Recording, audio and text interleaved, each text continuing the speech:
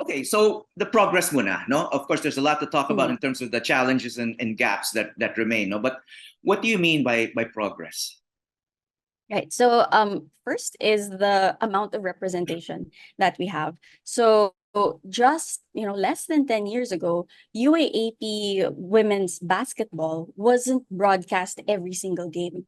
They would only broadcast it during the finals. And because the NU Lady Bulldogs were on this winning streak, right? They won over 100 straight games. That meant they would sweep the finals. So you would only actually see two games out of the entire season televised. And even then, you would only see two teams.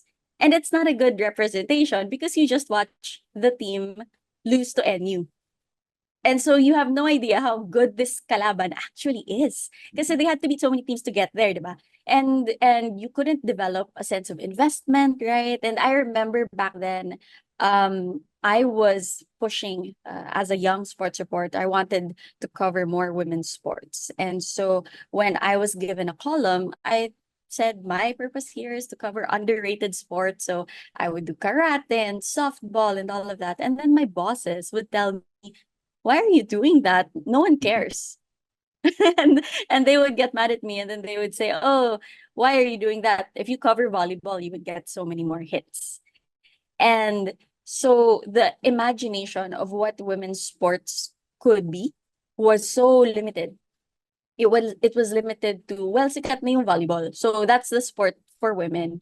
In the same way na sikat yung men's basketball, that's the sport for men.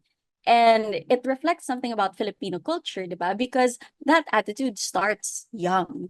That attitude starts at home and at school and in the barangay where, basketball is for boys, volleyball is for girls. Kapag nagpaliga si counselor, it's always men's basketball and women's volleyball. And so that's ingrained, right? And it carries over into, the our broadcast. It carries over into choices as well, for representation and endorsements. So I remember back then, a common challenge I would hear from female athletes is that if you're not a volleyball player, it was so hard for you to get an endorsement or a sponsorship because brands would ask, why don't you look like volleyball players? So our national softball team na actually 10 straight SEA Games gold medals sila, nahihirapan silang kumuha ng sponsor kasi sasabihin, malaki yung legs nyo. And that's what's required for their sport, diba?